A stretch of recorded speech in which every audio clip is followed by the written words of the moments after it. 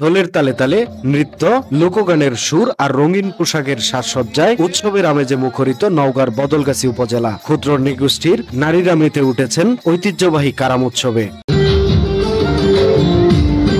বৃহস্পতিবার বিকেলে বাংলাদেশ ওরাও ছাত্র সংগঠনের আয়োজনে উপজেলার গোবরচাপা হাই স্কুল মাঠে ক্ষুদ্র নৃগোষ্ঠীর ঐতিহ্যবাহী এই কারাম উৎসব অনুষ্ঠিত হয়।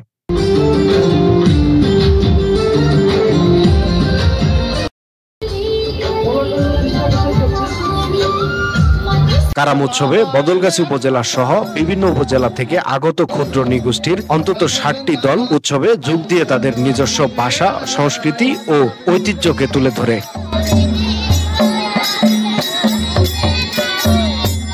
কারাম গাছকে কেন্দ্র করে শত শত বছরের এই আচার অনুষ্ঠান পালন করা হয়। মাঠের মাঝখানে সাজানো হয় কারাম গাছের ডাল, এরপর শুরু হয় গানের সুর, ঢোলের বাদ্য আর দলে দলে নারীদের নৃত্য।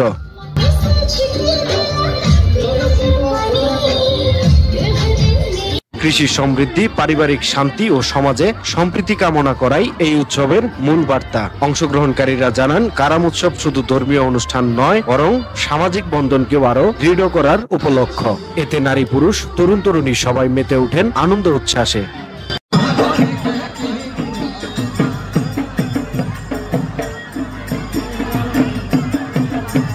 অনুষ্ঠানটি সুভাষ খালকুর সভাপতিত্বে ক্ষুদ্র নৃগোষ্ঠীর সাংস্কৃতিক প্রতিষ্ঠান নওগাঁর যোগেন্দ্রনাথ সরকার এই কারাম উৎসব উদ্বোধন করেন। এতে প্রধান অতিথি হিসেবে উপস্থিত ছিলেন বদলগাছি উপজেলার নির্বাহী কর্মকর্তা ইসরাত জাহান সনি। বিশেষ অতিথি হিসেবে উপস্থিত ছিলেন উত্তরবঙ্গ বৌদ্ধ ফেডারেশনের যুগ্ম সম্পাদক ভবদ্র ধর্মানন্দ, বাংলাদেশ ওরাও ছাত্র সংগঠনের সাংগঠনিক সম্পাদক সুমন কুজুর, সংগঠনটির সাবেক সাংগঠনিক সম্পাদক মেরিনেক্কা খোকন এবং গোবরচাপা হাই স্কুলের প্রধান শিক্ষক মোহাম্মদ মামুনুর রশিদ প্রমুখ।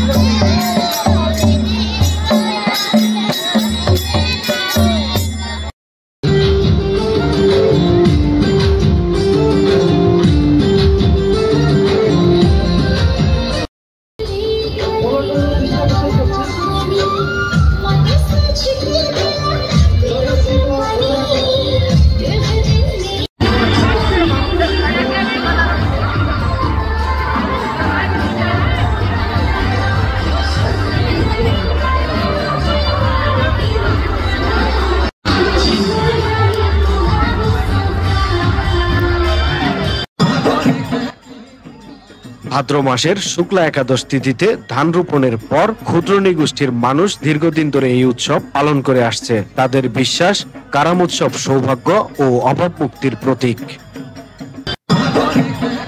নিউজ ডেস্ক, সময়ের কলম।